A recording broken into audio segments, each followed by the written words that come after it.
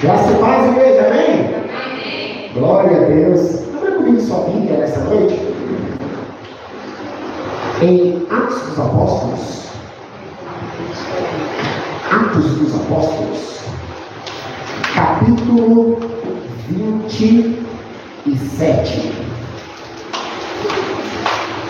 Atos dos Apóstolos 27. Glória a Deus.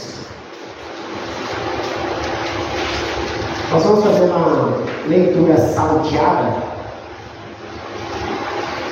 E aí aproveito também para perguntar: quem trouxe Bíblia nessa noite? Amém! Amém! Isso é muito importante, nós vamos precisar dela.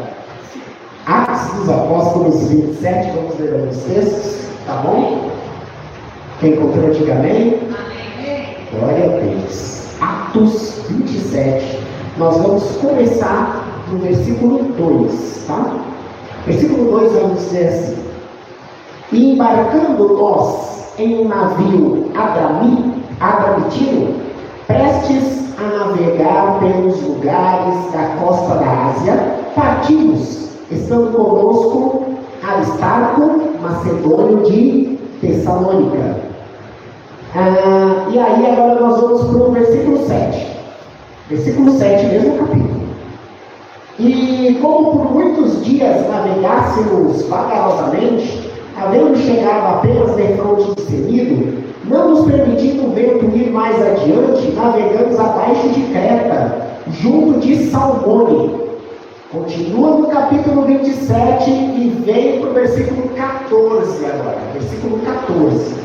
Diz assim: mas não muito depois deu nela um pé de vento chamado Euroaquilão, e sendo o navio arrebatado, e não podendo navegar contra o vento, dando de mão a tudo, nos deixamos ir à toa, e correndo abaixo de uma pequena ilha chamada Clauda, apenas pudemos ganhar o batel. E levado este para cima, usaram de todos os meios, cingindo o navio, e temendo darem a costa na Sirte, amainadas as velas, assim foram à toa. E andando nós agitados por uma veemente tempestade, no dia seguinte aliviaram o navio. E ao terceiro dia, nós mesmos, com as nossas próprias mãos, lançamos ao mar a armação do navio. E não aparecendo havia já muitos dias, nem sol nem estrelas, e caindo sobre nós uma não pequena tempestade, fugiu-nos toda a esperança. Continua comigo no capítulo 27. Continua comigo no capítulo 27. Vamos para o versículo 44. Diz assim: e os demais, uns em tábuas e outros em coisas do navio. E assim aconteceu que todos chegaram à terra a salvo. Amém? Amém. Podemos assentar em nome de Jesus? Hoje a palavra que Deus me deu para compartilhar com a igreja fala sobre o tempo de deixar ir. A gente não gosta de deixar nada ir, porque deixar ir nos dá uma impressão de que nós estamos perdendo. E a gente não gosta de perder, a gente gosta de ganhar, a gente gosta de agregar, a gente gosta de crescer, a gente gosta de evoluir.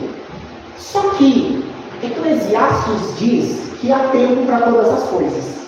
E dentro desse tempo de todas as coisas, também tem o tempo de deixar ir, tem o tempo de abrir mão, tem o tempo que a gente precisa entender que tem coisas que não são para a vida inteira. Tem coisas que são por um tempo, por um período. Tem pessoas que não são para a vida toda. Tem pessoas que são para um período, não são para a vida toda. E a gente tem uma certa dificuldade com isso. Então, olhando para esse texto de Atos 27, nós vemos exatamente isso. Paulo estava no navio. Ele tinha cidadania romana e ele estava preso. Ele usa a prerrogativa da cidadania romana e pede um julgamento em Roma.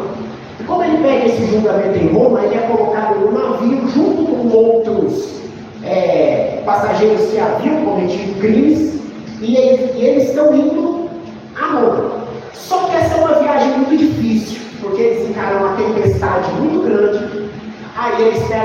de vento chamado Euroaquilão.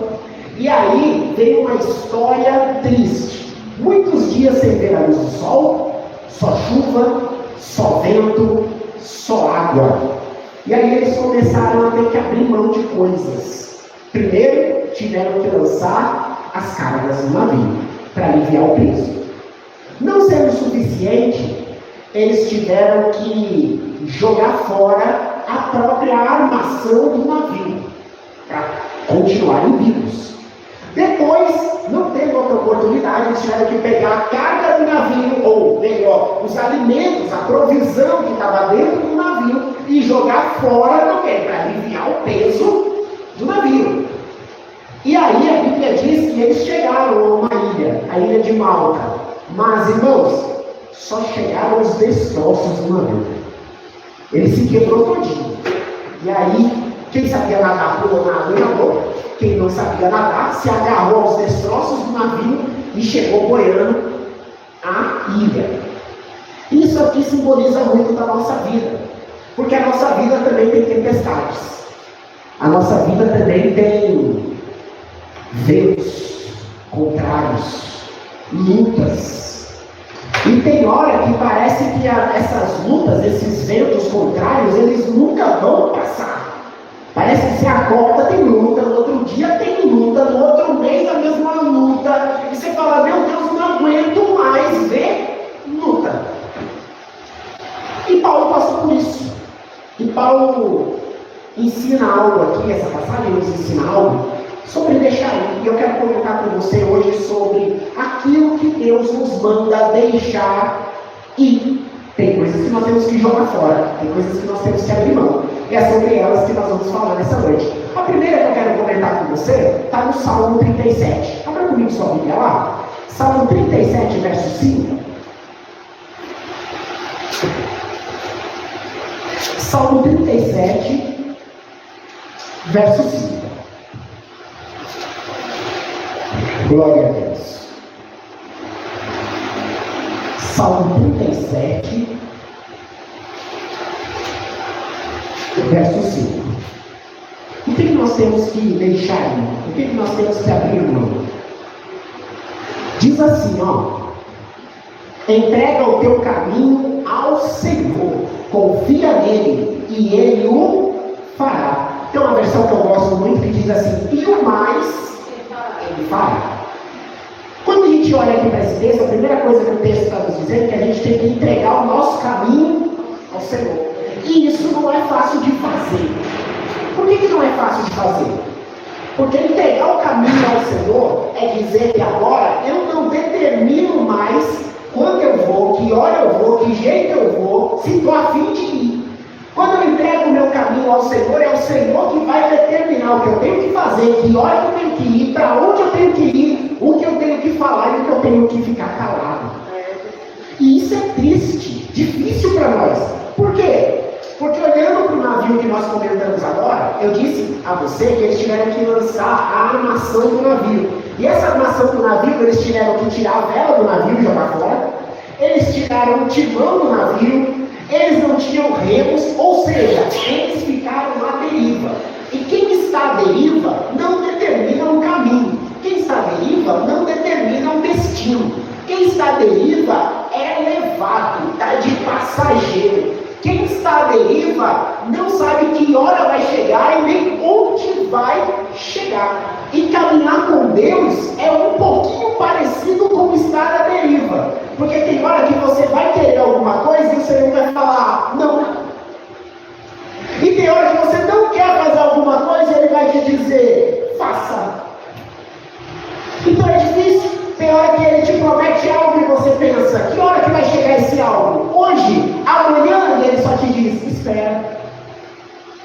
E como a gente não gosta de esperar. A gente fica incomodado com esperar. Mas é para quando, Senhor? Espera. Porque Ele está dizendo, entrega o teu caminho ao Senhor. Confia nele. E às vezes Deus nos leva em umas rotas que a gente olha assim pela janela, pensa os lugares desafiadores que Ele nos faz passar. A gente sente medo, dá vontade de voltar, dá vontade de abandonar. Mas o texto diz Confia nele, porque aquele que determinou a rota, ele vai fazer você chegar. Glória a Deus, aleluia. Crê no caminho do Senhor, confia nele, e o mais ele fará. É ele que realiza. Nós precisamos crer. O que mais que eu preciso entregar? Hebreus 12. Vem comigo para Hebreus 12. Hebreus 12, versículo 1. Hebreus 12, versículo 1.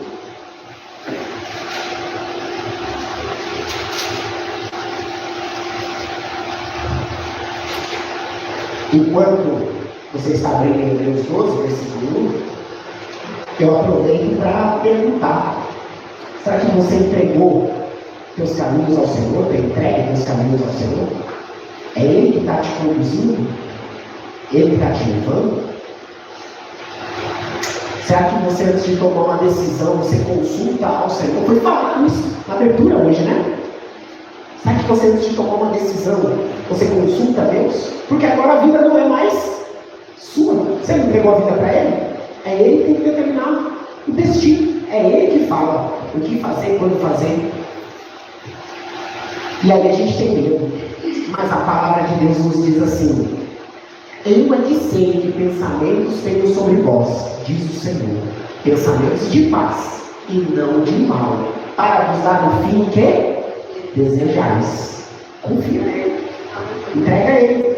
Hebreus 12 diz assim, versículo 1: portanto, nós também, pois que estamos rodeados de uma tão grande nuvem de testemunhas, deixemos todo o embaraço e o pecado que tão de perto nos rodeia, e corramos com paciência a carreira que nos está proposta, olhando para Jesus, autor e consumador da fé, o qual, pelo gozo de que estava proposto, suportou a cruz, desprezando a afronta, e assentou-se à destra do trono de Deus.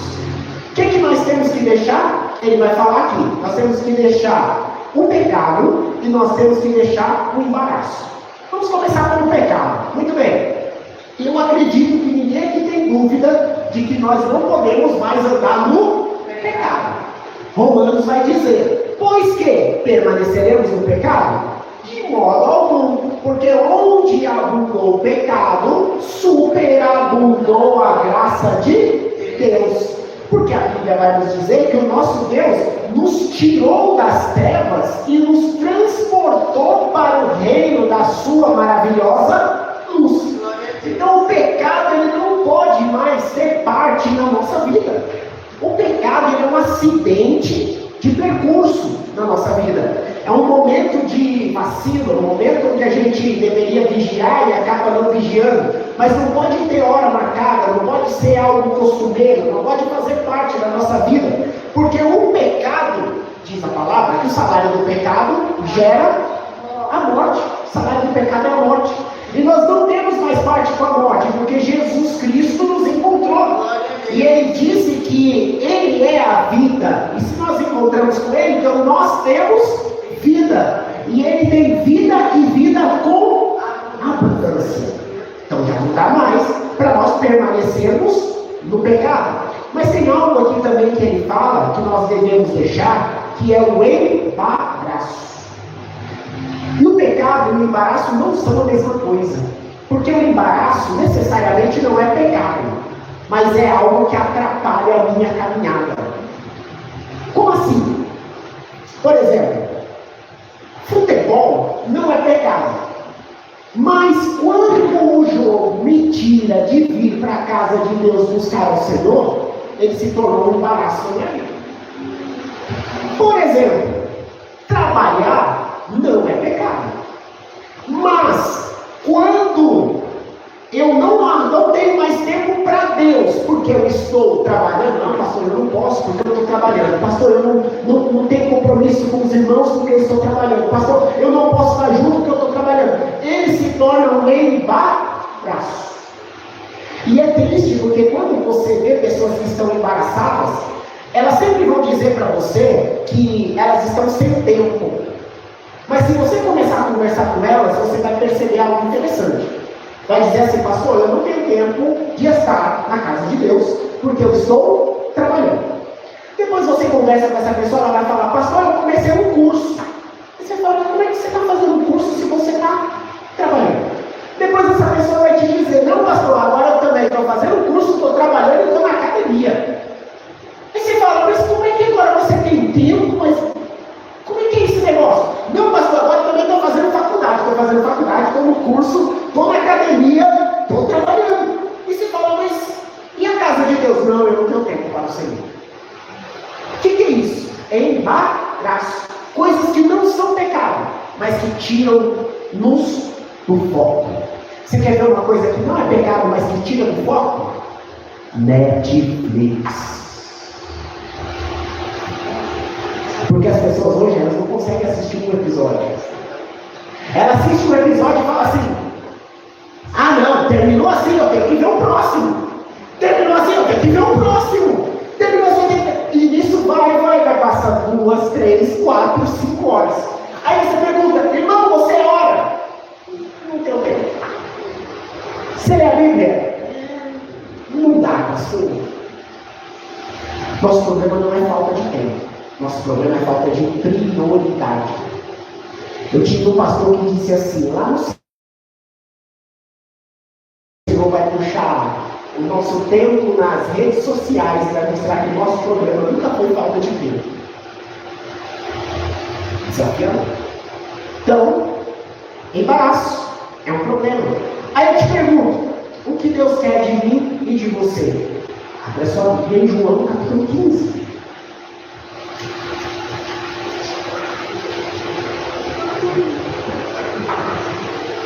João capítulo 15, versículo 16.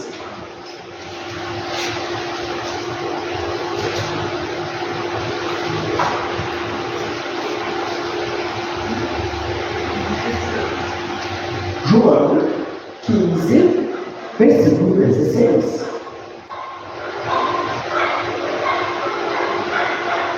Amém? O que Deus quer de mim? O que Deus quer de você? Não escolhestes vós a mim, mas eu vos escolhi a vós, e vos nomeeis, para que vades e deis fruto, e o vosso fruto permaneça, a fim de que tudo quanto em meu nome pedirdes ao Pai, Ele vos conceda. O que o Senhor espera de mim? O que Ele espera de você? Que nós venhamos dar fruto. Amém? Aí a gente olha para João 15.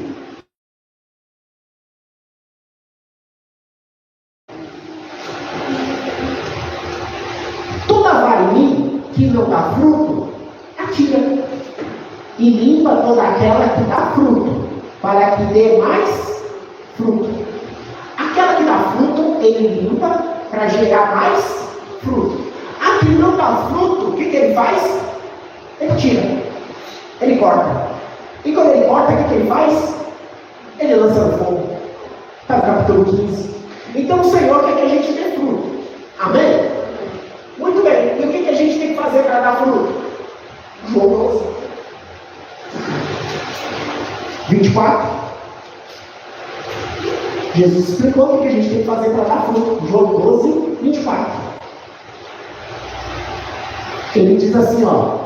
Na verdade vos digo que se o grão de trigo caindo na terra não morrer, fica ele só.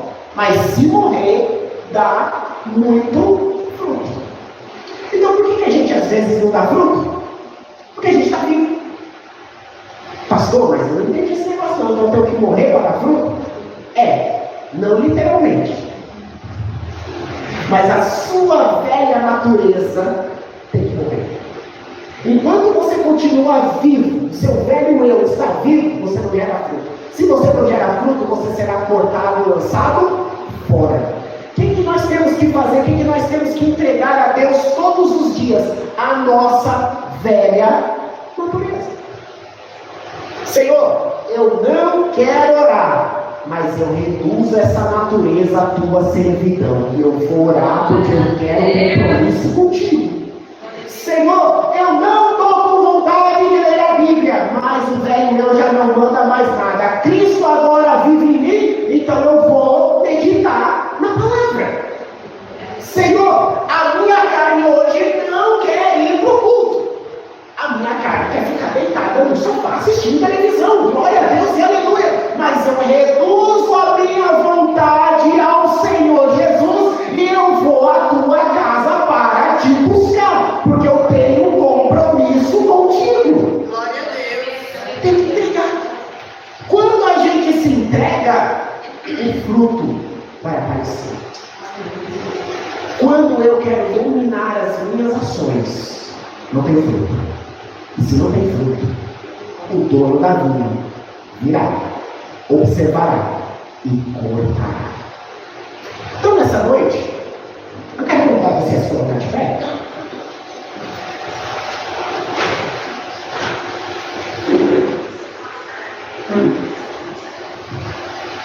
E quero convidar você a olhar para você, na sua vida, no seu coração, na sua alma. Será que você está gerando fruto? Será que você tem se entregue ao Senhor? Será que é o Espírito Santo que fala na sua boca ou é a sua carne que está tratando na sua boca? Será que os seus passos são guiados pelo Espírito Santo? Ou é a sua vontade que domina? O problema é, tem um hino da água cristã que diz assim: no céu não entra pecado, não entra mesmo. Se nós não nascermos de novo, não entra.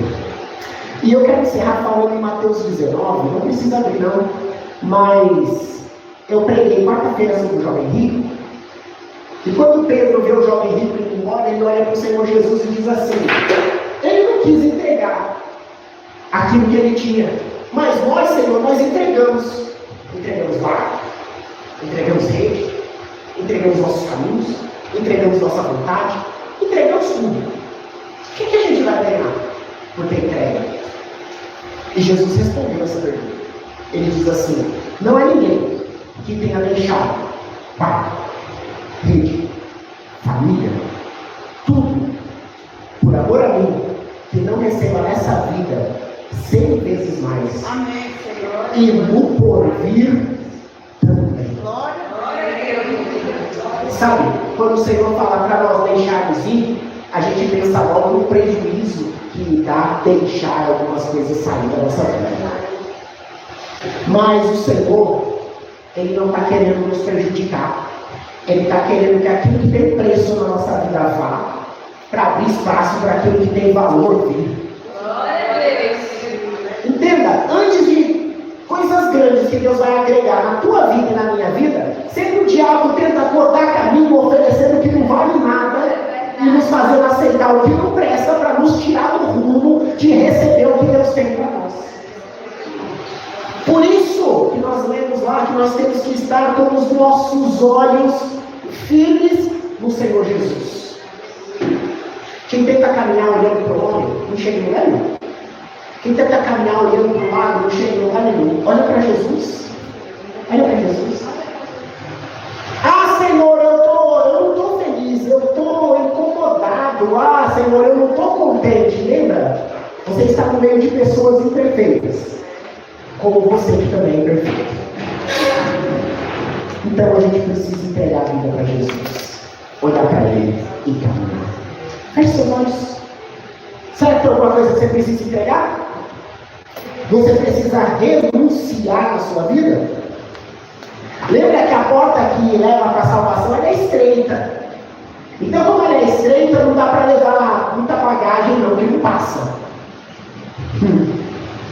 A porta larga é que dá para levar um monte de coisa. Só que a porta larga é para perdição. Olha para você. Olha ao Senhor. Senhor Jesus, apresentamos nossa vida a Ti. Deus, tem misericórdia de nós. Pai, se há algo em nós que nós precisamos abrir mão, que nós precisamos deixar, nos mostra. Não nos deixe enganados, para que nós possamos ajustar a nossa rota e estar no caminho da salvação. Deus, em nome de Jesus, que nós possamos, cada dia, sermos moldados, assim como a tua palavra diz, que a vereda do justo é como a luz da aurora, que brilha mais e mais até esse dia perfeito. Que essa seja a nossa caminhada, Senhor, brilhando cada dia mais e mais, mais e mais. Senhor, se tem coisas que precisam sair da nossa vida, que hoje todos nós tenhamos coragem de dizer: Senhor, pode tirar.